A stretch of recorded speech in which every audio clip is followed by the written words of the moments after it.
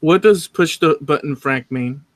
Okay, well, this goes back to, for those of you, well, nobody knows unless you've been on this podcast with us. And I think I can only say one person has been on the podcast with us. Anyway, before we go live, Eloy Oh, we says, Eloy says, we're okay. I'm getting ready to push the button. And I always say, push the button, Frank.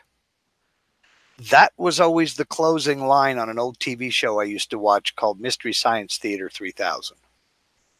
At the end of the episode, at the end of every episode, the mad scientist and his evil assistant, Frank, would do a little back and forth with one another, and the mad scientist would say, push the button, Frank, and he'd push the button, and the screen would go black, reduced down to a little dot, and then that dot would fade out. So that's where that came from. Okay, well, now we're all enlightened on that. So welcome back to Trampled Underfoot Podcast, and this is episode 50, dude. Episode 50. They said it would never last.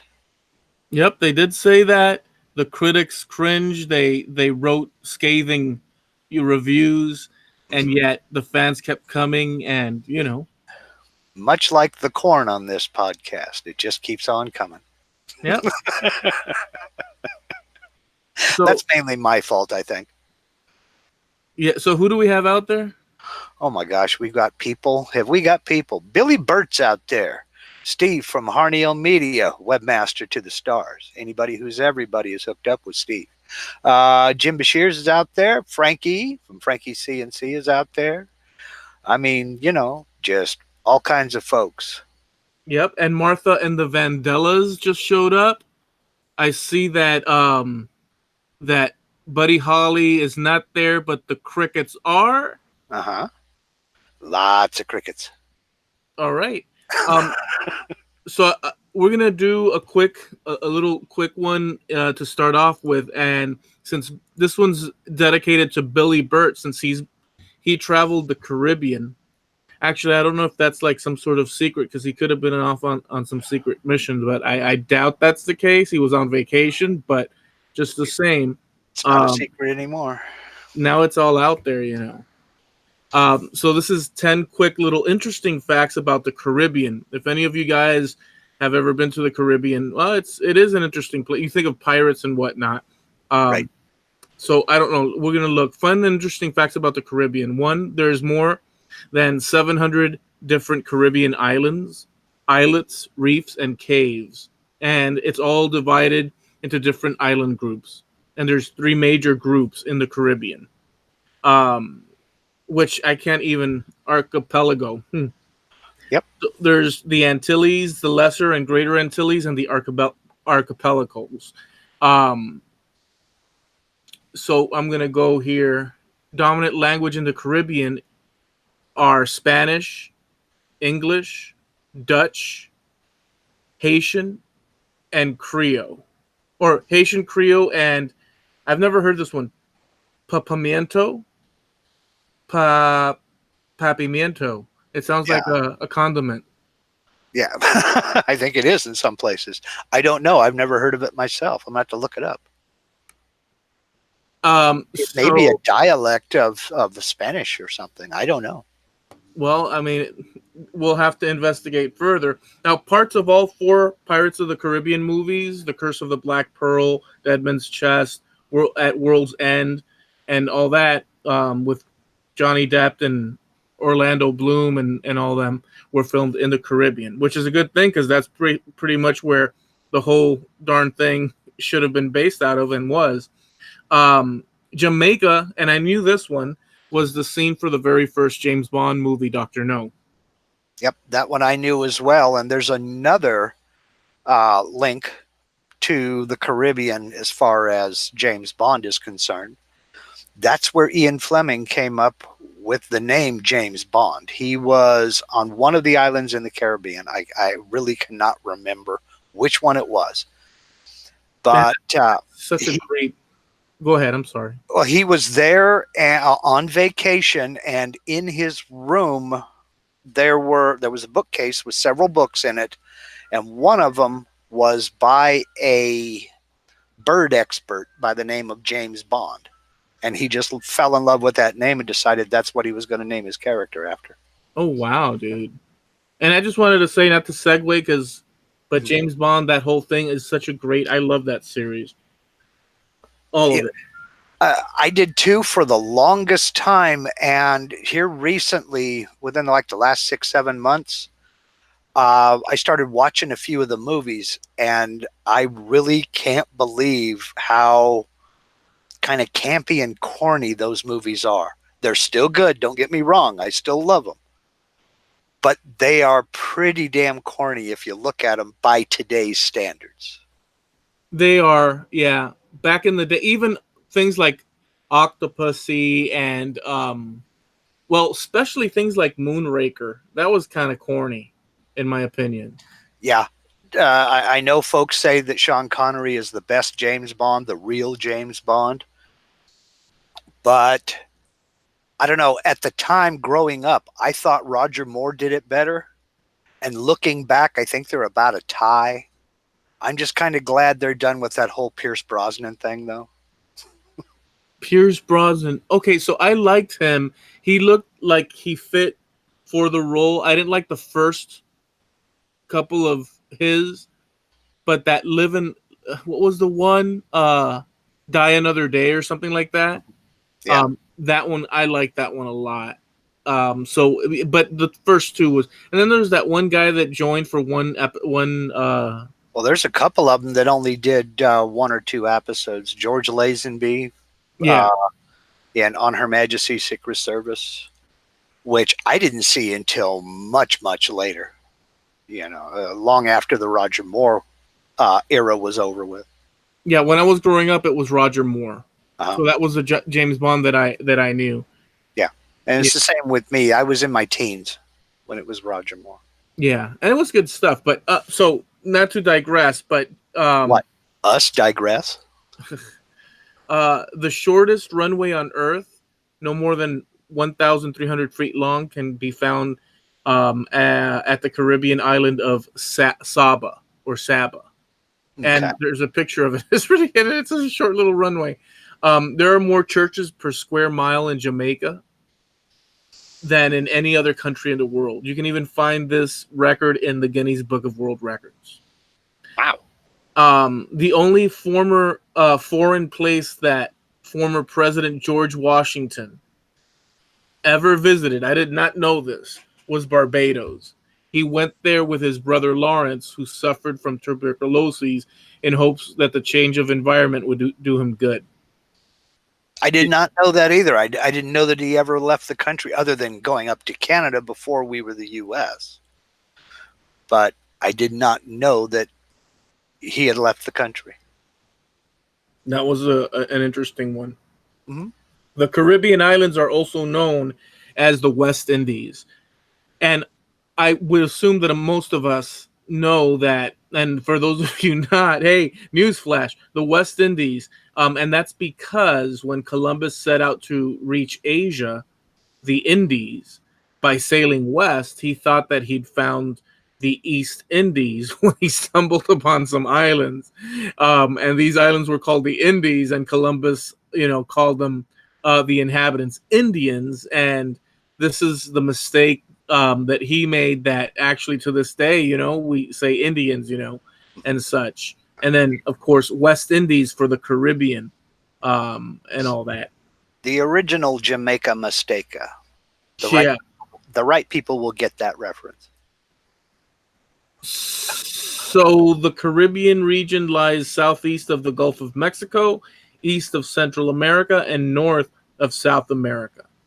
And we did say why they're called the West Indies and who discovered the Caribbean. Well, Christopher Columbus discovered it. Specifically, Dominica, right, is attributed to Christopher Columbus, the island that already had been inhabited by indigenous tribes for centuries. When they did get there, throughout the Caribbean, what happened in the Caribbean, which a lot of people don't know, which leads into our next topic, which I guess would be a good topic. What a lot of people don't know is that people from the Caribbean particularly the island of Cuba, and basically all throughout the indigenous population, because unlike the Americas, South America, Central, and North America, they could not escape because they were islands. In theory, they could, but they're islands. The people got hit with European diseases hard. Certain places do to this day say that, oh yes, I have X amount of Indian blood and this and that, and there are traces because the original explorers did intermingle with the populations, native to the islands, but in a scale, there, it's basically not non-existent in those countries. But our topic really is, we were talking behind the scenes about ancestry and Mark Lindsay and the Lindsay Project. Well, the Lindsay DNA project is the one that my father were very, very heavily involved in. I have not done the DNA test yet, but I do plan to. And this is through Clan Lindsay International. And they basically were going through family tree DNA, but they are doing a seriously, seriously deep dive through, and they're trying to get as many participants as possible. They have over 400 people, 400 samples that they are deep diving into now. And see, my father was, I think, number 258. And what they're trying to do is coalesce all of these, not coalesce, I'm trying to find the word. They're trying to gather all of these DNA samples together and place them in various lines, in various haplogroups, and to help people try to track down unknown ancestors or connect families.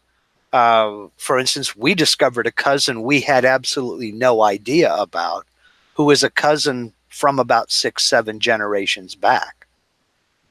And we were able to correspond with him before my father passed away, and compare notes, confirm some connections, break a few connections that turned out were false flags, things of that nature there. And it's really been a huge benefit to us as far as our own family tree is concerned, and as far as the other participants in the DNA project. Very cool. Before we were also talking, I messaged you, and so I did the DNA. I've been doing the tree, my tree, for maybe a month or two.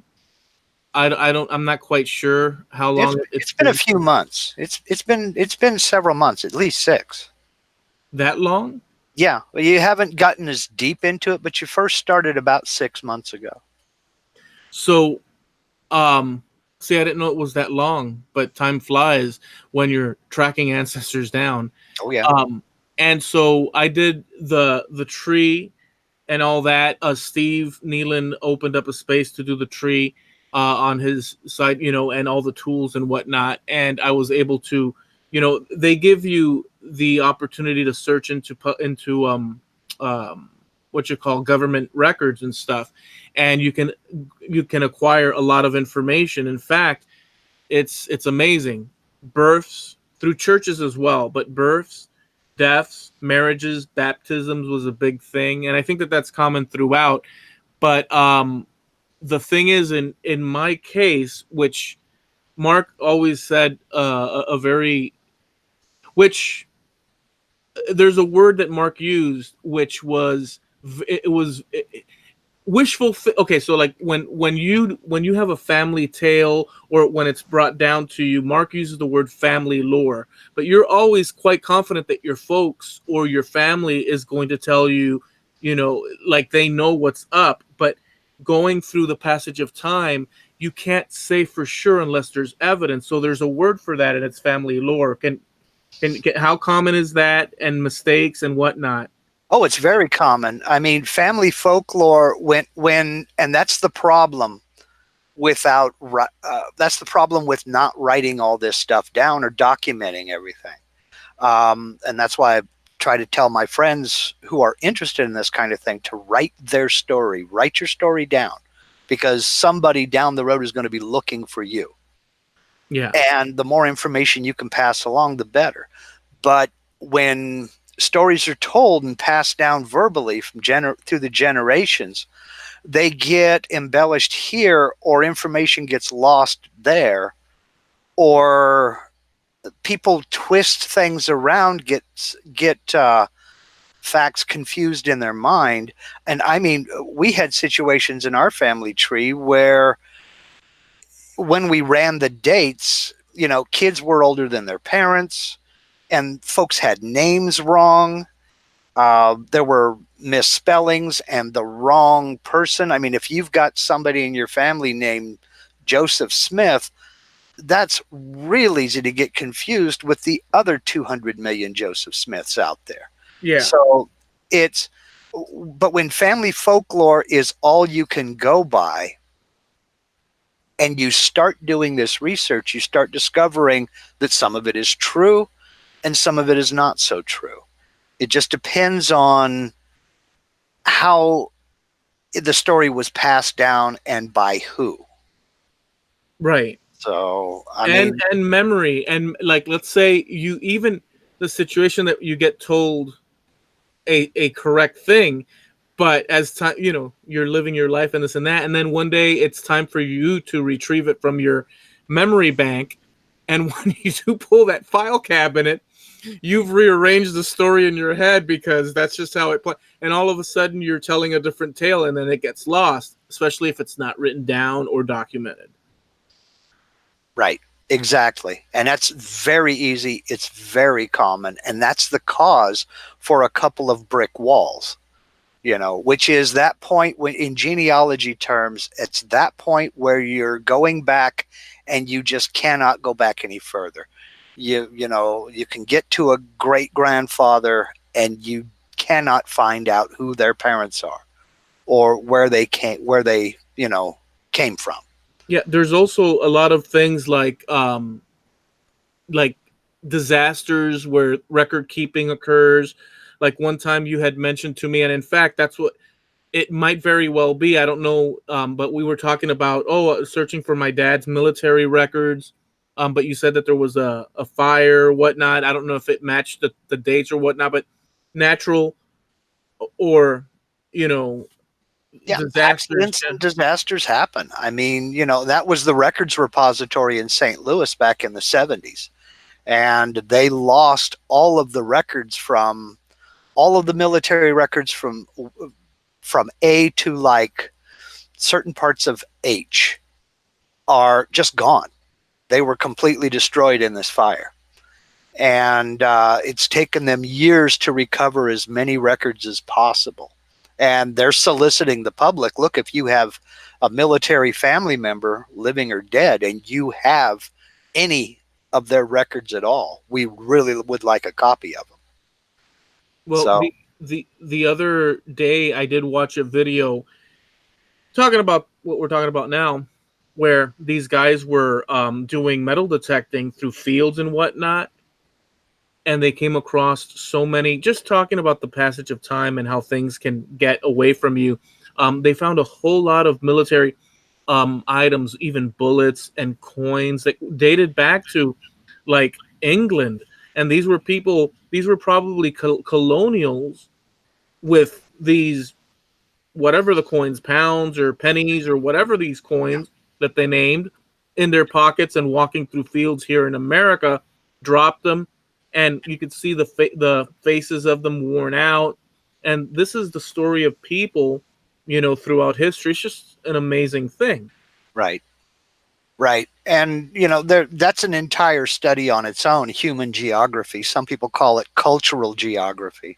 I mean, it's basically the study of the movement of people, where people go, what people are like, where they are, where they migrate to, why they migrate, and how they migrate. And it's also the study of, you can break down countries by age and things like that. It's more, I don't know, amorphous than regular physical geography. I mean, because in physical geography, you can look at a map and say, this is Germany, here are the borders, the people within it are of this culture, they speak German.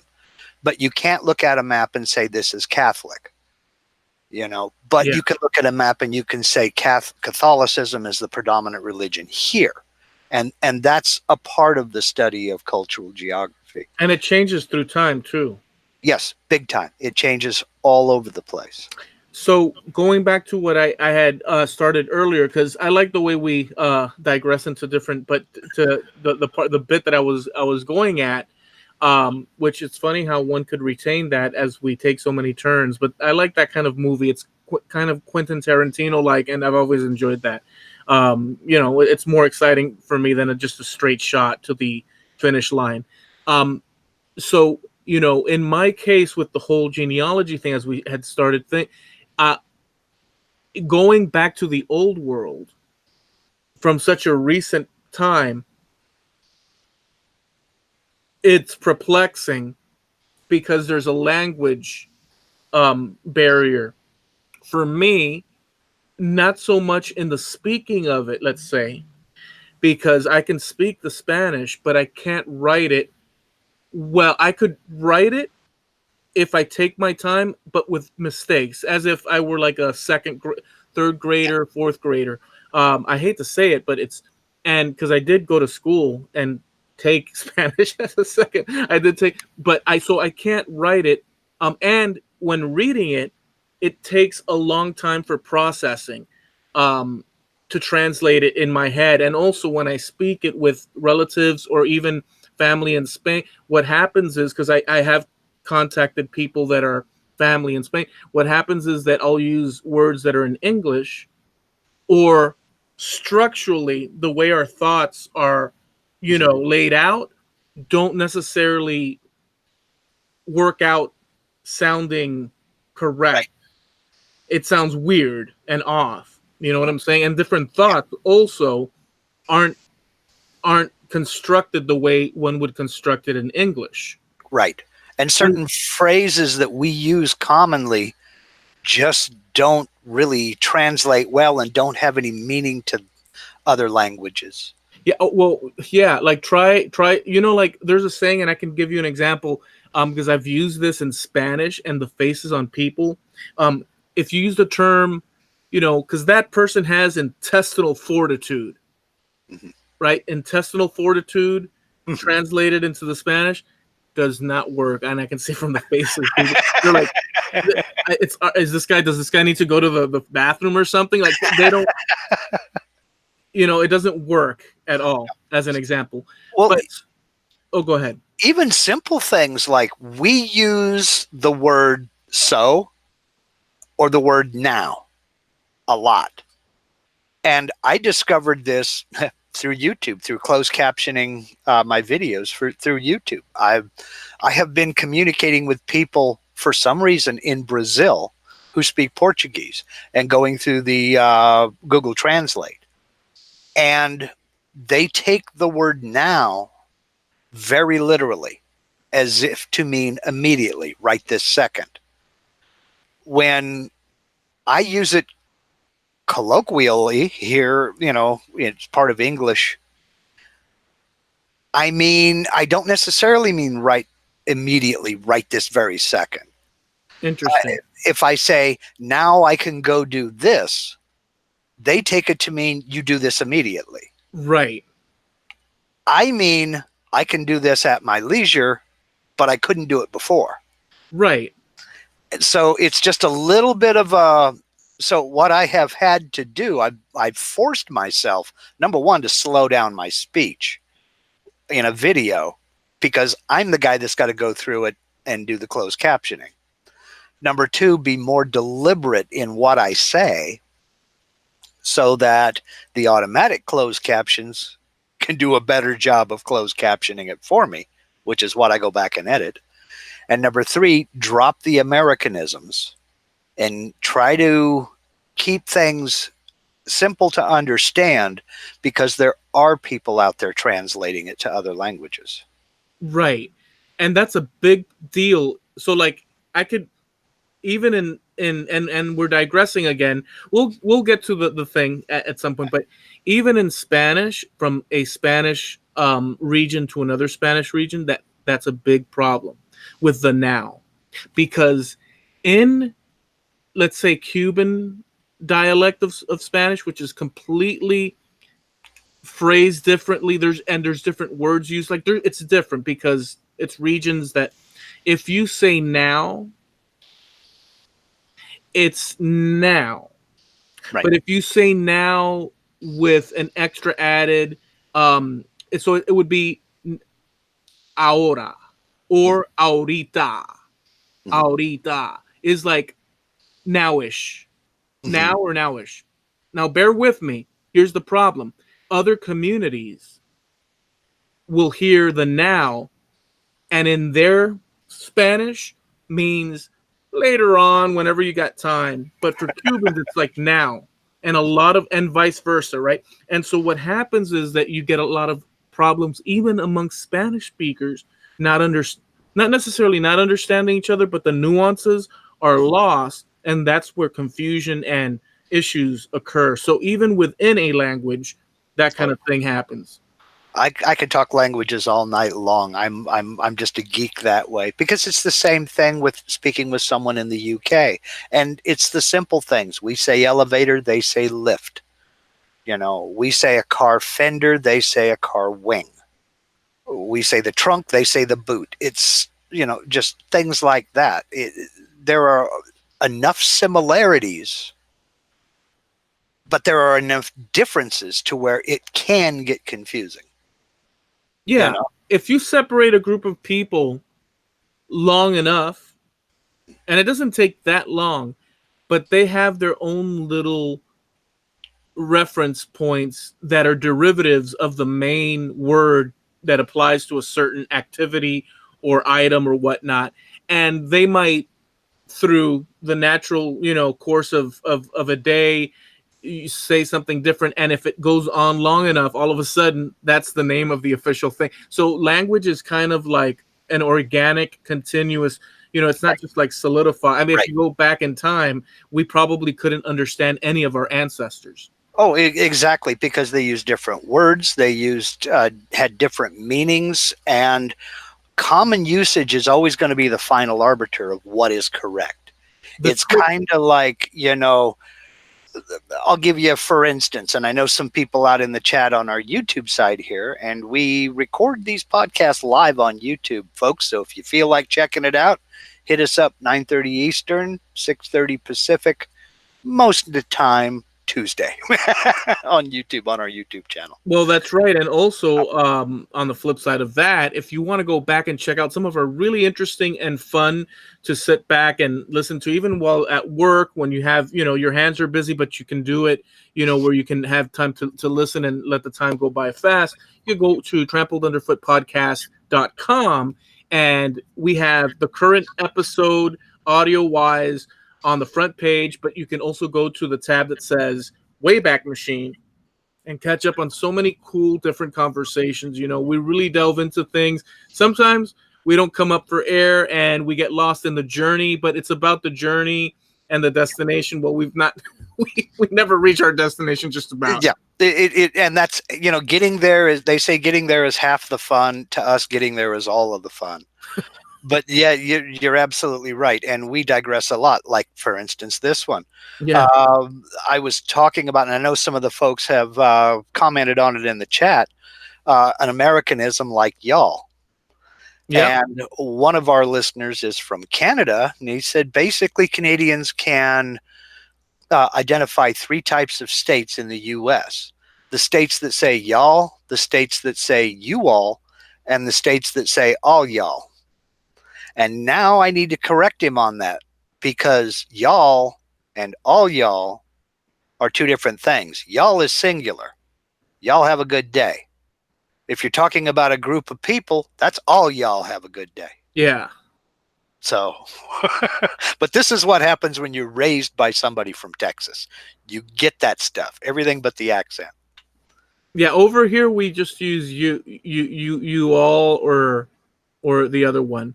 Although some people might use it, but like in like when referring to like a country type of conversation, if you're going a little bit country, so you'll throw that in there and stuff, but it's not typically used. You don't hear in Miami in a store when you're done purchasing something, "Oh, have a nice evening." You don't hear that here. Well, yeah, it's a big city, and people just don't have time. Yeah. Yeah, and that's what I've mentioned to you before. Like when my stepson came for a visit, I flat out told him, "Look, this is a small town in a small area. You're used to Southern California. The pace of life here is slow. Do not say, 'How you doing?' to a store clerk at the cash register, because they will tell you, and there are no short stories." Yeah. So just, do your business, but don't strike up a conversation, because you will be there a while. Dude, and I don't want to digress even more, and this has nothing to do with anything, but you said they'll take their time, and I just want to say I was at the store today, and I'm walking, and it's just me, and I'm walking in through the sliding doors, the automatic sliding doors into the grocery store, and this family of like 3 or 4 were walking with me, not quite fast enough, and yet not quite slow enough, just right enough where my common decency of not trying to get over and away, and across and like have them go behind and me just keep going. So enough so that I have to be polite about it. But we get to the darn door, and like the 4 of them line up so that it's like a wall walking through, as opposed to like, keeping in mind that there's other people. So I said, okay, I backed off. Then I go to grab my little cart and I pull it. You know how they line it up all stacked together, crunched up. I pull it and they're standing there. And then one goes to the weight, wait to weigh themselves. And the other 3 just pause to the entrance of the actual super. And I'm like, with my cart, I had to basically like tear into the corner, rubbing up against all the other cars just to get around them. They would not budge, dude. Oblivious. Wow. And once I did that, then they sped up into the grocery store, and they're blocking myself. It's like I got to the freaking Coca-Cola area, and then I just said, at that point, I lost all decency, and I revved it, and I slid right through, and I was freed from it. I swear to you, dude. You didn't say anything? Excuse me. Let me get past you, please. That kind of thing. It's like no, I didn't. Okay. I just felt that I felt that if I just kept to myself, that these people would kind of like, but no, they're oblivious, dude. And yes, I should have at some point, but it was one of those moments where like, I don't want to engage. I just want freedom from this. I can get as loud as they want me to get. I have no problem. I mean, I've got one of those voices that I can raise. I can put on my sergeant voice and get attention across the room. And I really hate when you're going down the aisle. I don't know if this is a Miami thing, but you're in your cart, or you're not in your cart, but you're driving down the lane and you're looking at something, and you've got some freaking tailgating, person right up on you, like trying to scoot you to the next little. There's a psychology that goes on in the damn grocery store. Oh yeah. My big one is what you were talking about earlier, is walking 2, 3, and 4 abreast. It's like, dude, there are other people. Pick a side. You can't have the center. Dude, I swear to you, I always am aware of my surroundings, in that I have messed up once, and I always end up saying, "Oh, I'm sorry, excuse me." It doesn't cost anything. No, it doesn't. But for the most part, I'm aware that there's people, so I'm not gonna, like, if I'm looking at something and somebody comes up, I'll actually move and scoot slightly and say, and not even say, like, in case they want to as well view the beautiful condiment shelf, because they're also, looking for so I'm gonna give them space a little bit, so that, well, I've had people, when I do that, they park their butt right in front of me. Like, block me right off. Like, my little signal, like, of human kindness to, oh, let us share the condiment rack. No, they get in front and they block your ass. And That's it. My ketchup. I don't know if that's everywhere or if it's just Miami, but it really teased me off. Yeah, it's a personality thing because I've had that too. You know, I've had the person who will park their cart right in front of where you want to go, you know, and then leave it and go back 3 sections. Oh yeah. And it's like, well, what's going on here? So I have no problem with moving their cart forward so I can get what I want and go around. Yeah. I have zero problem with that because I figure nothing in that basket is yours until after you get through the register. You know, Well, it's true. it all belongs to the store. So I'm pushing the store's products and their cart out of my way so I can get to my ketchup and then I can head on down for ice cream. Well, the last one I'll tell you, to add insult to injury, right? In the same store, I grab some steaks and I look at the steaks and I'd like them machined, you know, at least a couple of times, you know. So I take it to the meat guy and I say, I'd like these, you know, run through the machine a little, tenderize them a little bit. And he gave me the face of death, as if I'm asking, you know, for like a lot of money or something. I know it doesn't make sense, but what I'm saying is Miami is that kind of place, I guess. I don't know, whatever.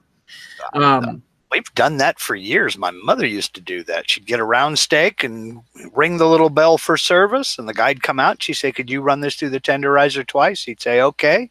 Come back with it, you know, having been run through the tenderizer twice, and off we'd go. Never a problem. He did it, but it's like, you know, because whatever. That's just the how it goes. So just to get to the thing. So going back to the fact that I've been doing the research with the DNA and not the DNA. I sped things up too fast. Mm-hmm. I've been doing the research through Steve's, you know, site, and have been able to, you know, gather people on my mom's side and my dad's side, going from my father to my grandfather to his father and to his father and his father. I think it goes back at this point to the early 1800s, and I have that all graphed out and stuff, and, you know, the tree and whatnot.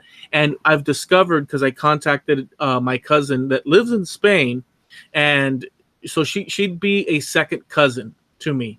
So it's like saying 2 brothers. They were actually more than that. They were a bunch of brothers and a couple of sisters. But it's like one of those brothers ended up having my grandfather, and the other one of those brothers ended up having a son, and that son's daughter ended up being my cousin. Okay. So that works out.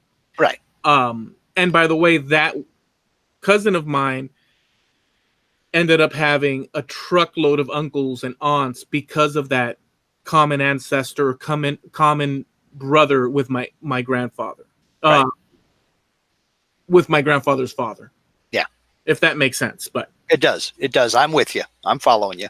So through her, and remember, mind you, the language thing, what I do is I communicate with her, but what I do is I write, and it sounds ridiculous to you know, having to do that, because I should be able to, but I take whatever she writes and I can read it, but I'm missing details. So I take it to Google English to Spanish or Spanish to English, which, by the way, that's a really good tip. If you don't know, if you see some strange writing, you could actually take it to Google and type in this language to that language, and they'll actually translate whole paragraphs and all that.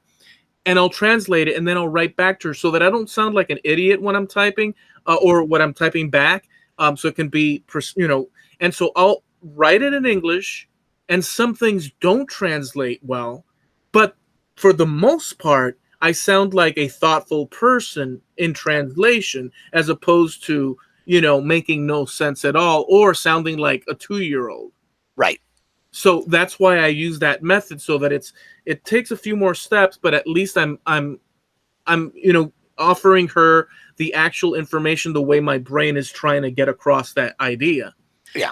So so it works out that way, and so through that connection, we've been able to a bunch of information, dude. And because of all that back and forth, I was able to find a site that has newspapers going back to the 1830s, where a lot of my family members, people in Spain, incidentally, were written about selling land, and because it's farmland and whatnot. So through all that, I decided, and hearing a bunch of people doing it, I decided to do the DNA test thing. Okay.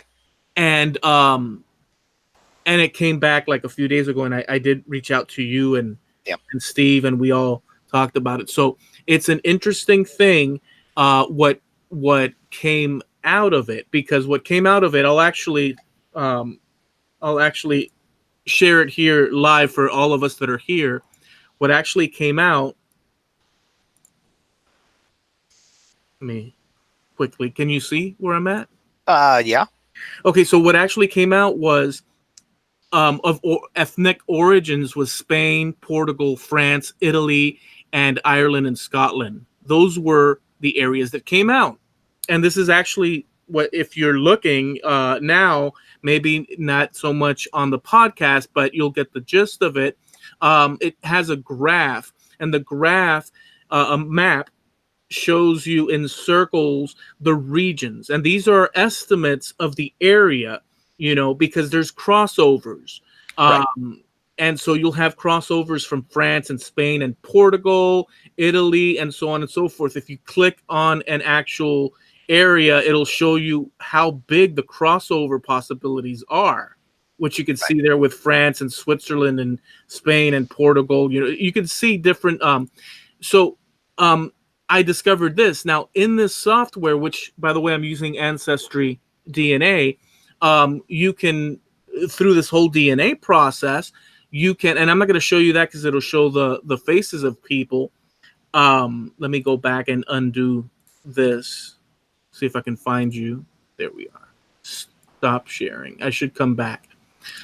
There's a section where you can actually go in and it'll match DNA people to get, like, if somebody in California takes a DNA test and they submit it to Ancestry, you'll both show up if you match with them DNA wise and at the level of connections that you have in your DNA strands.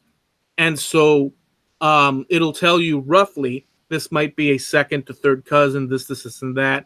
And then you have to do the detective work. Right. Well, not to go off into a whole thing, but just playing around, there's a feature where you could type in names when you have a whole page with a search query that you could type in names. Like for me would be Escajedo or Salmon or whatever number of names that I know that I'm aware of within my family. I could type those in, and then those results may not match the name of the person or someone I know in actual life, but they are related at that degree of DNA, whatever that might be. So I decided, I said, you know what, let me play around. And I typed in, oh, and by the way, I'll tell you this, Mark. The first one I typed in was Neelan, just to see if there's a Neelan. Because it'll tell you within the tree, there are Neelans within this tree. And since you have a DNA match with this person, and that person branches into, like, let's say it would be a Neelan, then there's a Neelan trajectory somewhere in there. Doesn't mean 100% that, like, let's say, oh, I connect with Steve in some remote way, but it could if you can match it with your tree. Mm-hmm. With those, so that's what I'm trying to. So, but there was no Neelan. Okay. At all. Okay. But I typed Lindsay, and it dropped 7 people onto my plate. So there's a possibility that I have a cousin Eloy now. There's yeah, well, it would probably be more than 7 generations back. That would absolutely be the funniest thing in the world. That would just absolutely not only freak me out, number one, but holy cow, that would be hilarious. We got to dig into this together, my friend. Oh yeah, it'll be a fun exploration, but it's a tough one though, because that would mean, in order for that to work, it would, in order for us to confirm something like that, and we're talking plus 7 generations.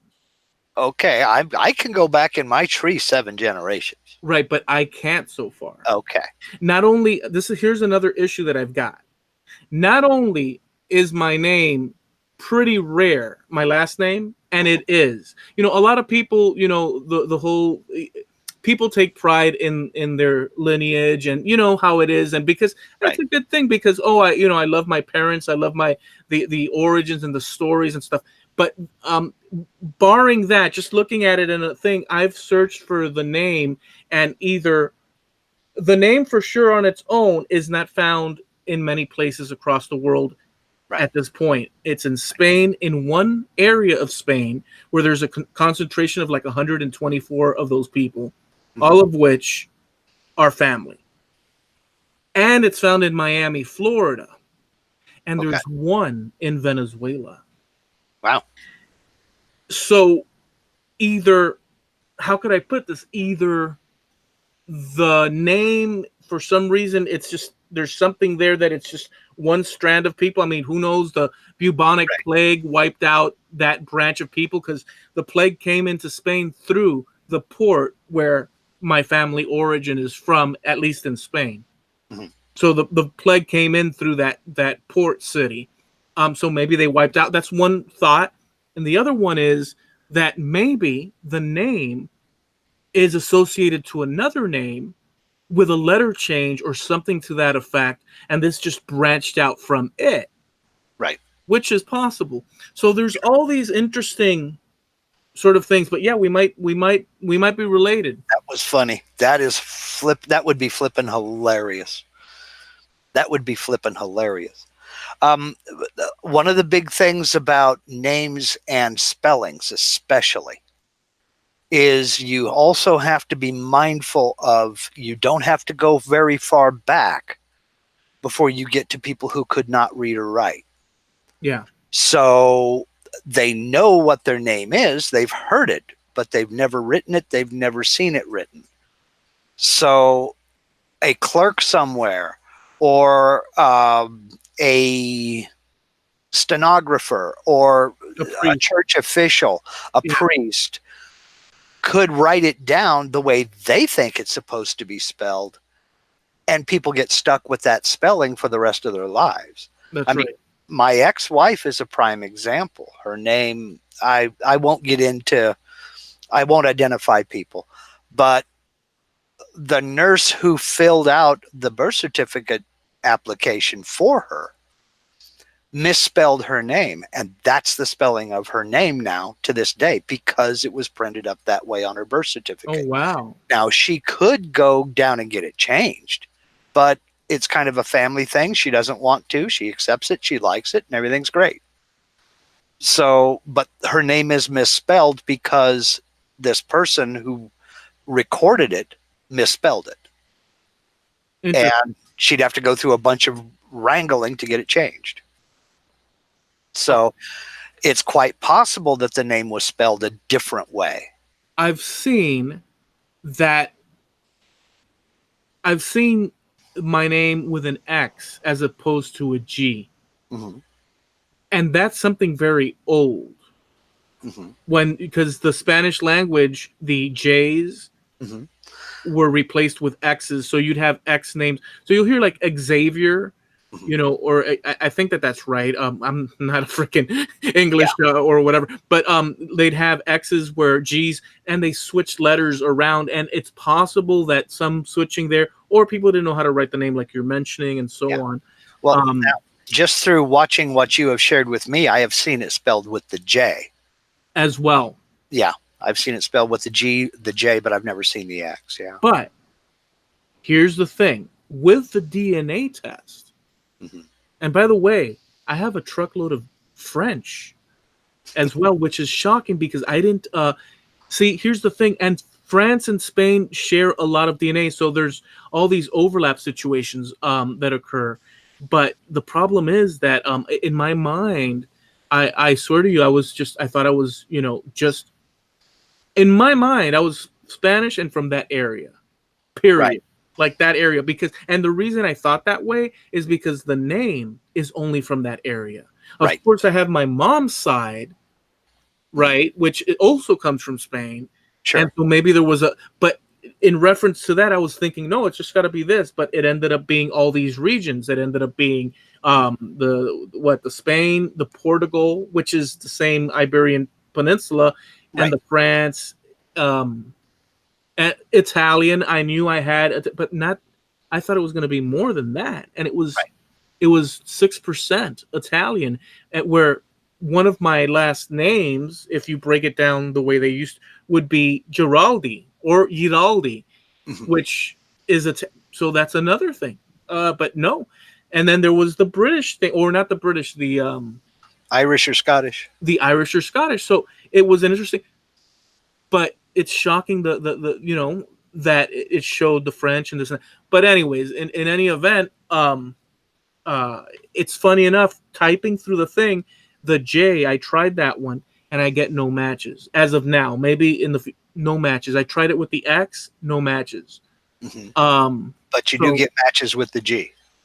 with the G, see, that's another problem. I've only here's another thing. Only one other Escajado has gotten a DNA thing done. Ah. Now this other person, um, I did contact a common Escajado, Hmm. and she confirmed who it was. I didn't know who it was, but there's one on there because she didn't add her tree. She didn't Right. add any extra information. She just did the DNA test and left it there. Yeah. So you don't know what, like, you can see there's a match, and you can see who you have in common with, and you Hmm. can see like those things, but you can't place them because it's just DNA structure or DNA numbers. We're getting into the same situation with this that we were talking about with losing information and not writing down your story. There are a lot of people who are doing the DNA thing who are not interested in genealogy at all. They just want to see their ethnic background. They just want to see where their family came from, or where they came from anyway, in their family. And they just have no interest in genealogy. They have no interest in tracing back their family tree. For a long time, this DNA test thing was real popular on YouTube.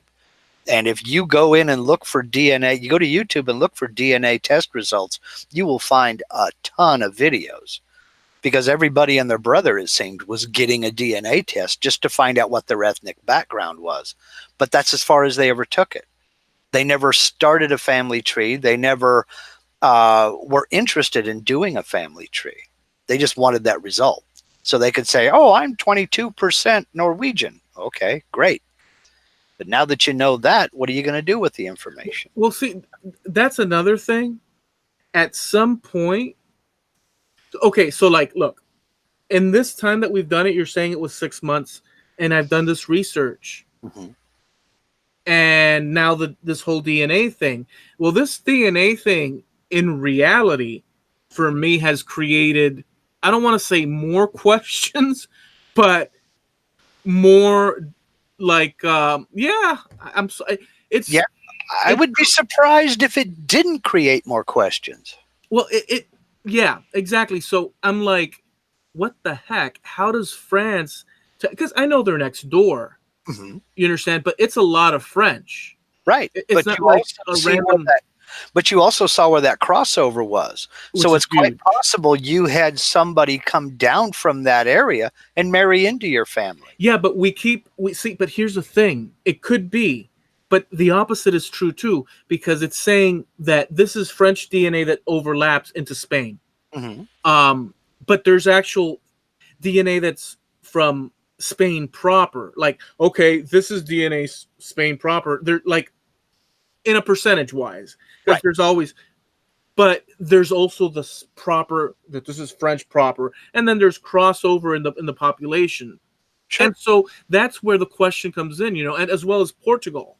Mm-hmm. Right. Um, so all these crossovers, and the question is this: is it that you're saying that maybe it's true that we've always, genetically been there, Mm-hmm. or were there people in France that, it does tell you the story, Right. in this software of the ancestry. It tells you how the tribes, the barbarian, the Visigoths, and all these people came through, and like it actually breaks down that, Right. and so I get it, but we can't. That's cool historically, but I can't family wise do No, anything with that. And so at some not yet. point, well, we can't do that yet. I mean, I don't know if in the future, but at some point you're like, okay, well, we've got this sort of thing. You could go, but at some point you're like, okay, I kind of have it. Maybe some. There has to be a stop point somewhere, Right. because it's like at some point they didn't keep records. Right. Exactly. And that's the ultimate brick wall, is when you get back to where there were no records being kept, or the records were destroyed.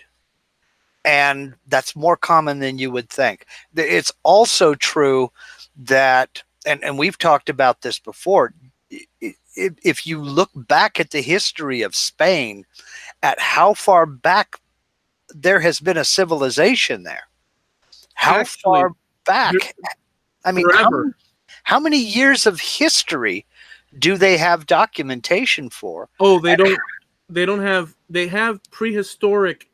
There's actual prehistoric, like caveman, Neanderthal, like places there. Yeah. But that doesn't necessarily mean that those are the same people Right. that are there inhabiting now. And that's what I'm getting at, and that's what I was leading up to. Just people in the UK, there's 1,000 years of history there.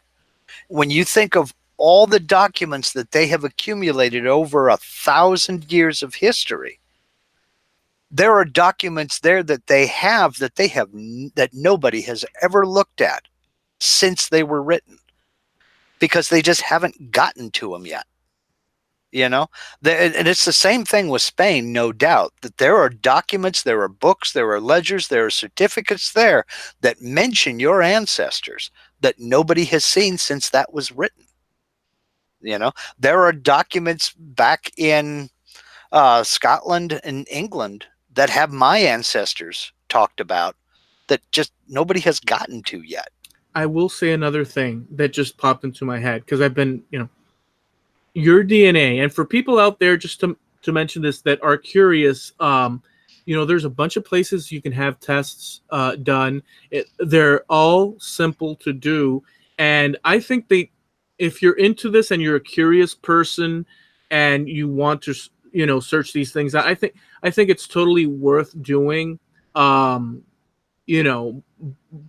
you don't want to be discovered as the murderer of of someone in your hometown, but I think it's worth doing, and all it is a simple, like, either swab, spit in a tube, follow the instructions. A few weeks to a month or so later, they return the results. They have graphs and whatnot, and I think on balance, you always. I wanted even more information. I was like, man, I want more graphs, more this and that. But at some point, it's like, hey, here's what you got. It is an enriching experience along with the family tree that you can build. So I think it's all good stuff. So I recommend it, is what I wanted to say. Well, it's surely been an adventure for you. I do plan on doing it. I just haven't gotten to it yet, and I need to knock that off and get to it. But now let me ask you a question about this. Didn't you have an aunt that did the same? Didn't she do a DNA test? Yes, she did, and she's on my mom's side. Okay. Now, have you two gotten together and kind of compared results? We did, and we're basically the same thing, even on my. But here's the problem. Let me just preface it with this thing. Okay. All living in Miami, growing up in Miami, to Cuban parents, let's say, and Javi could attest to this and stuff, and having other, and it's gonna sound weird and stuff, and I just preface it with, to me, I believe this is my belief. To me, I believe we all originate from a source from the beginning, and I have certain beliefs in a creator, Sure. So I believe that we're all, and there's value in all things, but we also place value in a little bit of that selfishness, which might be good, might be bad, depending on how far you take it, in, your group, your little tribe of, whatever. Sure. Growing up in Miami, remember, Miami has a lot of different Spanish speaking people, Right. and Cubans always tend to, and it kind of sounds pushy and a little bit overbearing and a little bit, annoying to people when they listen to it, because there's so much ancestry, be it indigenous to the Americas or from other continents and whatnot. So people have very dynamic, like broad, ethnicities and whatnot. Sure. And growing up in Miami, you're always asked, also, where are you? Oh no, my family, we always say typically, no, well, my folks were born in Cuba, and most Cubans will say, especially the ones from back in the 60s that left her. But really, we're Spanish. We're from Spain. We're Spaniards.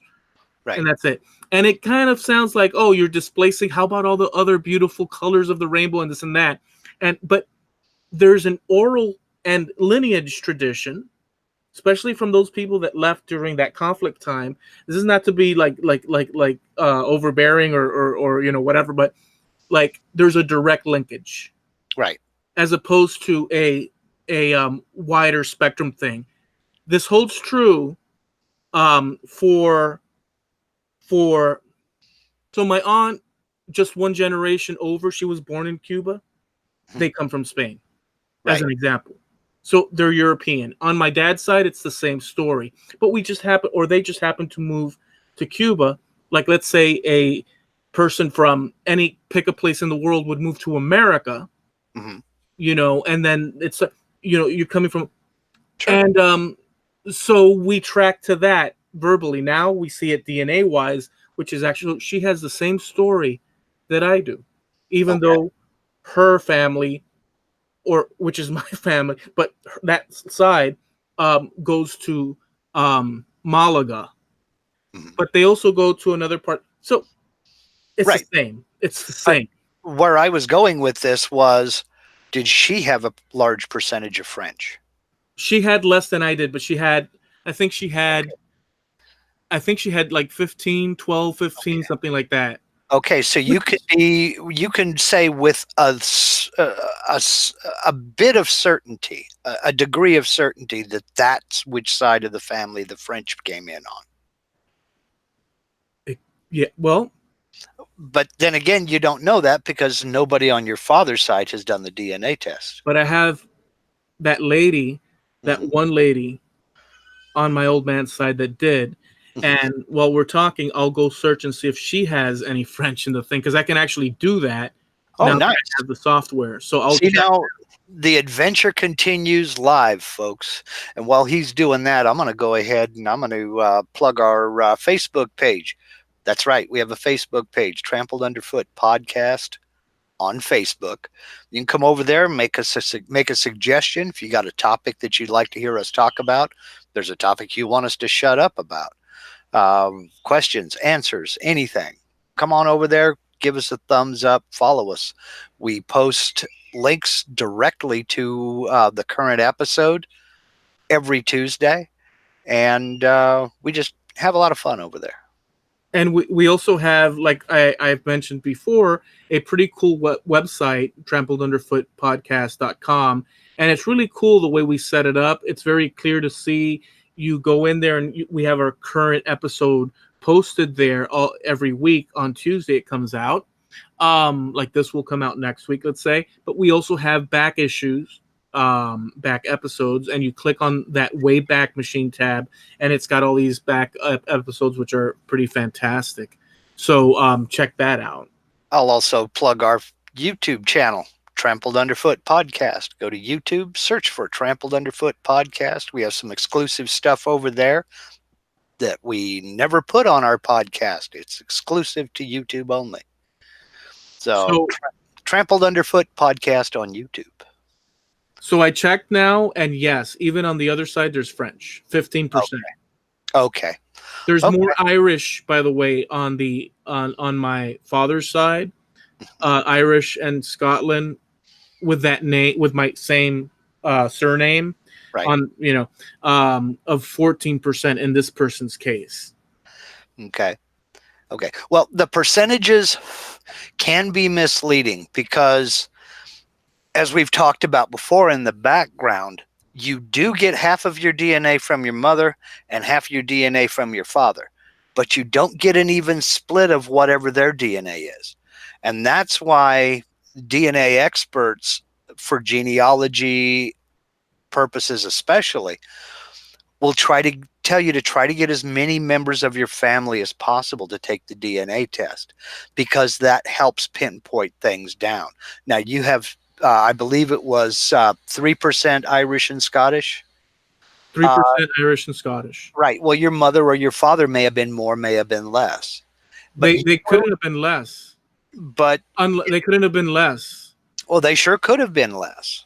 Unless the only way, no, hold on. The only way they could have been less, because the percentages get watered down from a source. So a source is 100. Let's say a source is 100%, and as it goes further in time, it starts getting watered down. So the only way it could be less on each side, which I would strongly go in the side that it's not, because this other Escojedo has 14%, and that's watered down from a source. So we're looking at a breakdown of percentage from a source, not go. In other words, there's no way that they could have less, my parents could have less, and I could have more, unless there is. Wait, well, here goes. Unless it comes a little bit from my mom and a little bit from my dad. In other words, well, but there's one other one too.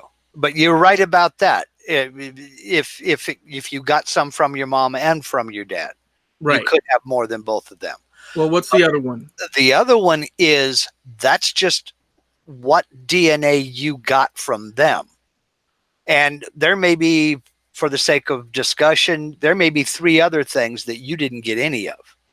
And it just happened that what you got, see, you had 5 different. That's not how it works, though. What you're saying, are you saying how do you fill in? So, like, let's say I've got 40 something. Okay. Let's take away the Scott. Let's take away the Scott Irish for a second. Well, let's say Spain. I've got 43 Spain. For instance, I'll give you a for instance. There are cases, there are families out there where a person has Native American DNA, but their full brother or sister doesn't. You don't get everything your parents have. Is what I'm getting at. So right, it's possible it could skip. You've heard the phrase skip generations. Well, it is true. It is possible you got none of that DNA from another ancestor. So what I'm getting at is you got the French, you got the Portuguese, you got the Italian, you got the Spanish, and you got the Scottish or Irish. There may have been something else there that you didn't get. So the percentage of your DNA, of what you did get, is a little bit higher because there are certain things that are missing. No, that's not how it works. And I'll tell you this. And that's not how it works. I'll tell you this. There's graphs there that show, right, for examples, you'll start with you, then you'll have your 2 parents, then you'll have your 4 grandparents, and then it keeps multiplying. So it'll break down you as 100, and it'll go into 50-50, and then it'll break down and it continues to break down.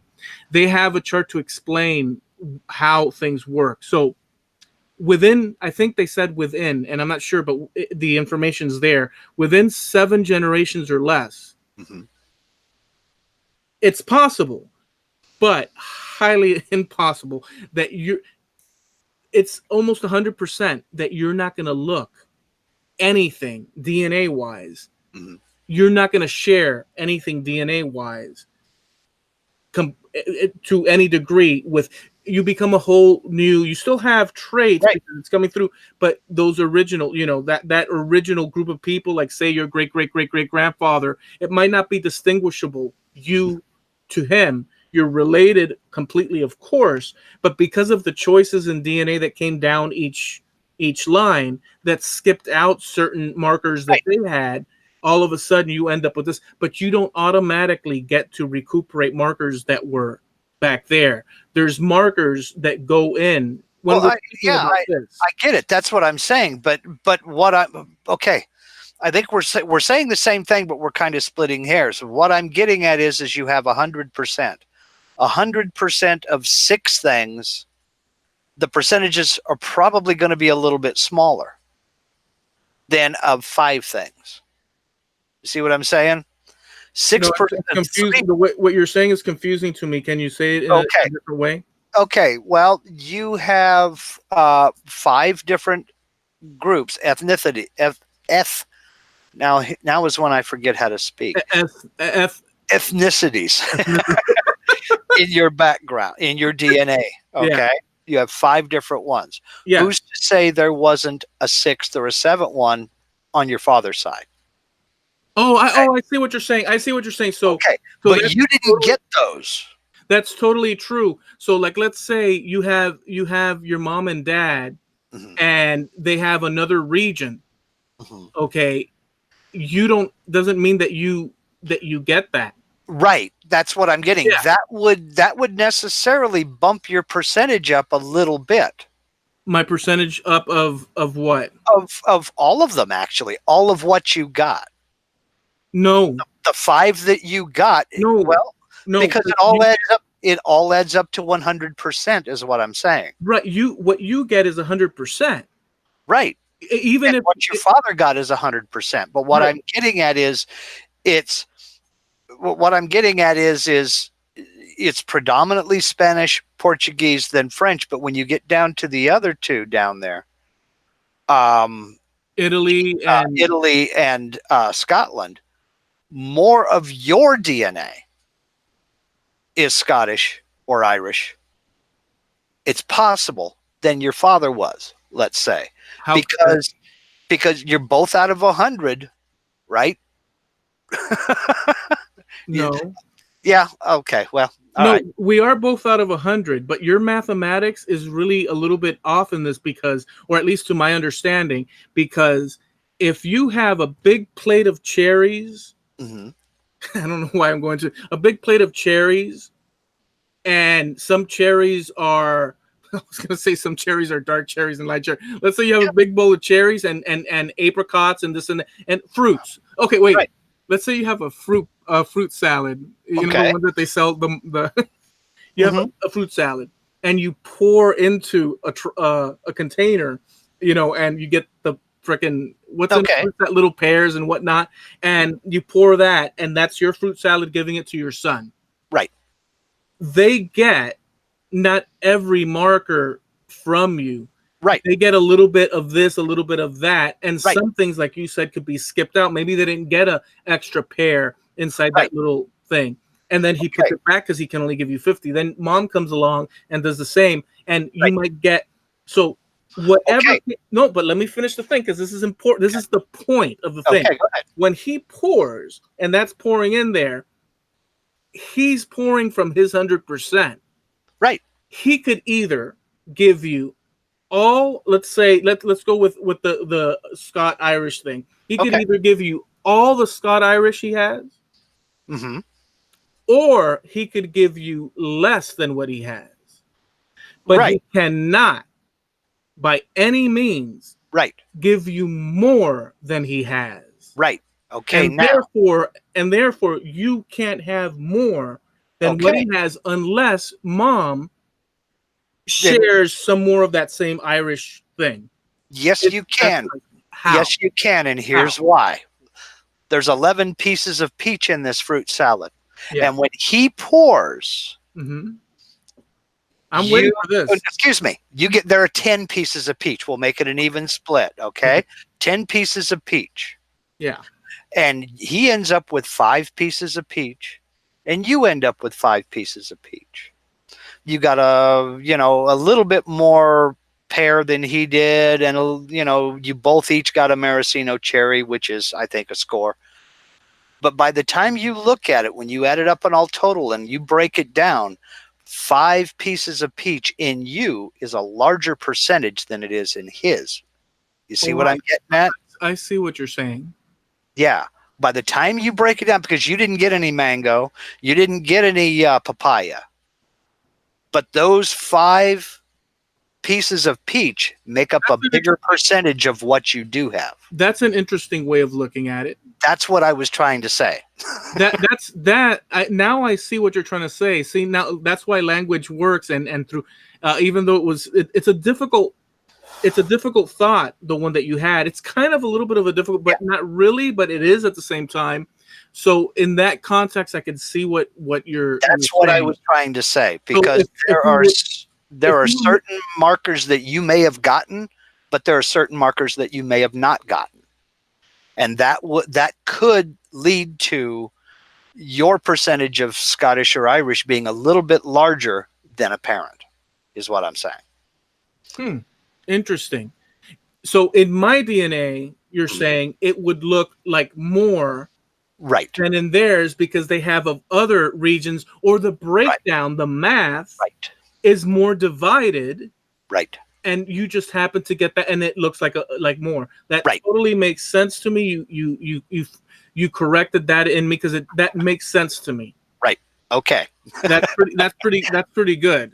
Sometimes I know where this train is going to go. I just don't know which route. And sometimes, No, it's a good one. It's a good one. And it was a difficult one. And it's not a difficult calculation to make what you just did, but it is difficult to articulate. Yes, articulate. Exactly.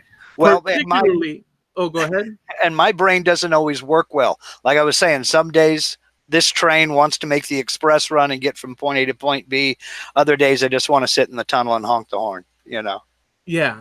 So that's a very curious and useful thought, because it adds another, element to it that you have to be aware of. That's I went from being what's the word, a non-believer or whatever, doubtful. I was completely doubtful. Oh, because in my mind I'm thinking, Mark, the mathematics.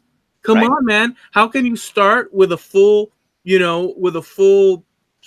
set of peaches and whatever, and then expect that you to pour it into another bowl, and that next bowl have more than but in consideration of what you said. Just to reiterate, folks, I'm sure you're quite excited and grabbing your headsets at this moment, but just to reiterate, your bowl of 100% is a totally new bowl with different percentages overtaking and whatnot. And I totally agree with that 100% right now.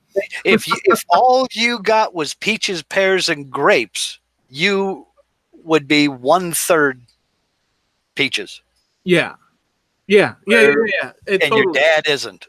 But you do see where my reasoning was very direct, percentage, like breaking it down, but that angle of it I think is incredibly important now that you said it. Like let's put it this way, I learned something just now, and the more we learn, the better we are. I learned something now that opened my eyes to a different way of looking at things, and that is what's freaking awesome about exchanges. I was dead set. See, that's a perfect example, because I always tell Steve and Javi, I always tell them, listen, I'm going to fight you tooth and nail with an idea. I'm not trying to be nasty or mean or this and that, but I want you to win me over. But you need to resolve all my damn questions, as stupid as that they might be. And this is a perfect example of it happening, of you doing that. Like I've seen a great window opening with Sunshine, and so that was good. Damn, that was good stuff. The whole episode was worth it just for that moment. Always breaking down walls. That's the story of me. And I'm not trying to sit here and say that I'm right, because it's quite possible that your dad was 11% Irish and Scottish. I mean, who knows? I mean, your dad may not have been any Irish and Scottish at all. It could have been all from my mom. It may have all come down from your mother's side. Now, You get 50% of your DNA from your mother and 50% of your DNA from your father, but you don't know what that is Right. unless they get tested. And that's why they encourage as many family members as possible to take these tests. It could be also, even though what you said is totally makes sense to me, it could be what I said, where they have this. So both things are true, are possible. You understand? Sure.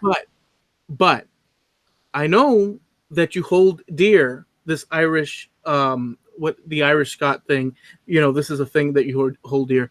But I do want to remind you here today that in searching through the database that connects DNA, have found 7 Lindsay connections that might go back more than 7 generations, but they're there.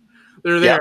And it would be awesome if that were to happen. We don't know, and it's going to be difficult, but it would be awesome. It would be funnier than heck to find out that you're related. But, face it, you are branded now. From here on out, your cousin Eloy. And we need to change the name of this podcast to We May Be Cousins. No, I even, when I went, we were talking about the grocery store earlier.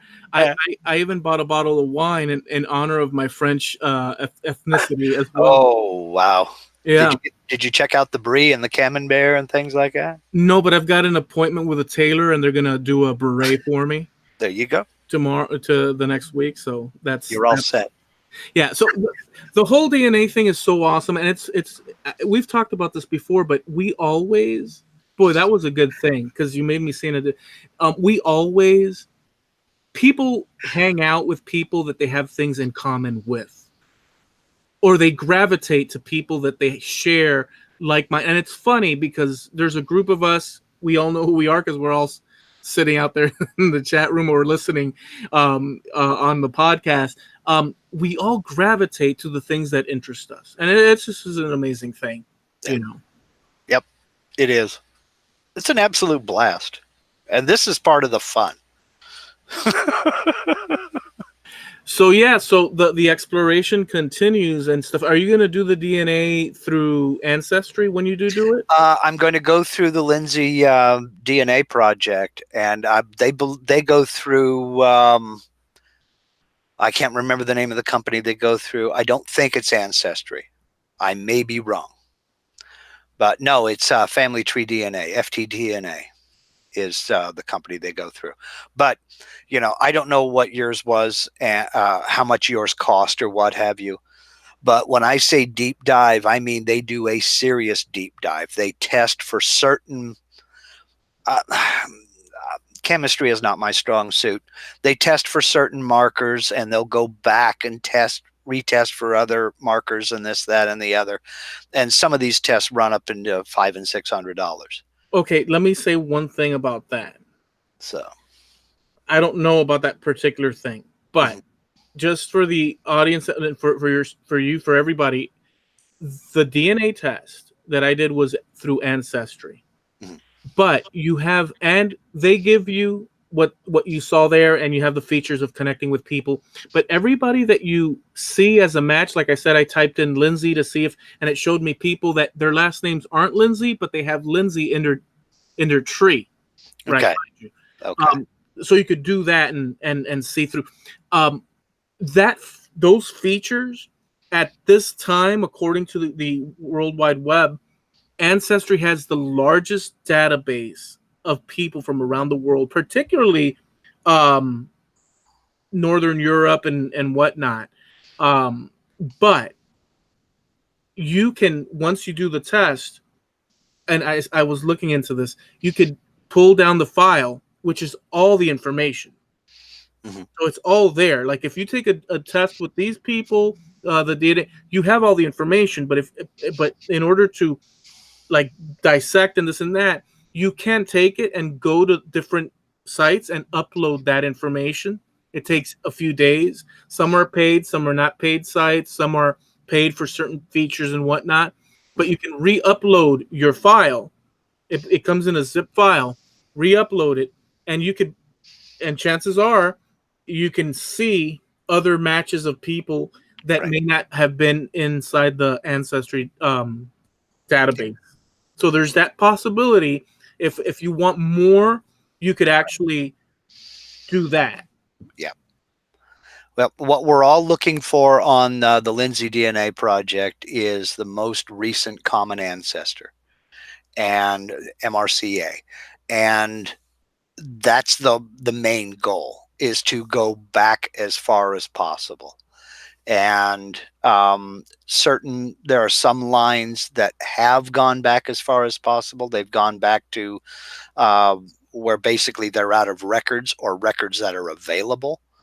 But they also have participants over in my case, in Scotland and England and Ireland that are, as time permits, they're going through documentation and tracking various and sundry different leads, and volunteering to go search a certain courthouse or a certain church for people as time permits, you know because they're on their own quest. So it's really something to get involved in if you think about it. I mean, if for nothing else, for uh, to make connections and see who has more information that you don't have access to, or just because of proximity. I mean, you would have to go back to Spain to do any deeper searching. You know? Well, And if now that isn't really in the cards, I mean, that isn't in the cards. it's not in the cards like now, but I do want to say this one thing. Because of the DNA test, I'm now thinking, hell, maybe I should test. I'm thinking maybe I should search in Portugal Hmm. and France. Yeah. You know, not so much in Ireland. It's not, because frankly it's 3%. So there's one probably ancestor. Maybe there's two on each side that was so far back. So that's going to be tricky to find out. But it's there. I have the 3%. Of what is Irish and Scottish. I have that. Who knows what that is? Right. But I'm sure. I'm sure the tests go from 600 to 1,000 years back for Right. the ancestry. So you're looking at 1,000-year range. Hmm. Beyond that, there's other tests that can go way back to the start of mankind. But so I'm thinking maybe I search in France, maybe I search as well in Portugal, and see if the name pops up during an ancestry search. Maybe that exists. Maybe that's the thing. So it's opened up my mind to think in different possibilities. Right. I mean, I'm stoked about it. It's really great. It's a really cool thing. Mhm. And actually, it's surprising, but it's not really surprising at all. It's kind of more or less what we thought it would be because of Yeah. oral tradition in the family. Right. Well, did either your mother or your father or your grandparents on either side of the family ever talk about a ancestor from France or from Ireland or Scotland or anything? No, No. none of Never. that. They said It's Spain. quite possible they didn't know. They said Spain and Italy. That's all we knew. And in fact, I only got 6% Italy when you think, but that's what I got. So Yep. you know, um, so no. Okay. Yeah, it's a shocking thing. That was shocking to hear France, because it's like, how does that work? And that much. And that much, in fact, more than the other relative that I told you that I found up on the answer, more than that, and more than my aunt on my Well, mom's side. yeah, But every- apparently, both sides have French, so that culminates in this huge French thing. So, the adventure continues. oh yeah, it's so awesome. But if you guys out there, you know what, it's a great thing to do if you don't know and are interested, especially people that generations and generations away. You might think but maybe you get some surprises, and we all like surprises now. Good or bad. Yeah, that's right. Woohoo! So All right, I think that we choked the donkey and tied him to a tree, and he's ready to be A rug. Yeah. I think you're right. Just one last time, would like to invite everybody to come along and check us out at our website, trampledunderfootpodcast.com, and check us out on Facebook, Trampled Underfoot Podcast there, and on our YouTube channel, Trampled Underfoot Podcast on YouTube. We'll catch you guys next time. Keep in mind, we have a website as well, so you might want to check that out. And you know what? It's cool that you support us by leaving some comments on the website, at the podcasts, on Spreaker, and anywhere you find us, along with questions and ideas for shows like Katie Dotson did the other day. We sure did appreciate that because it spurred on a whole world of conversation. And really, we kind of want that, and we're looking for that. So if you have questions or show ideas, please do.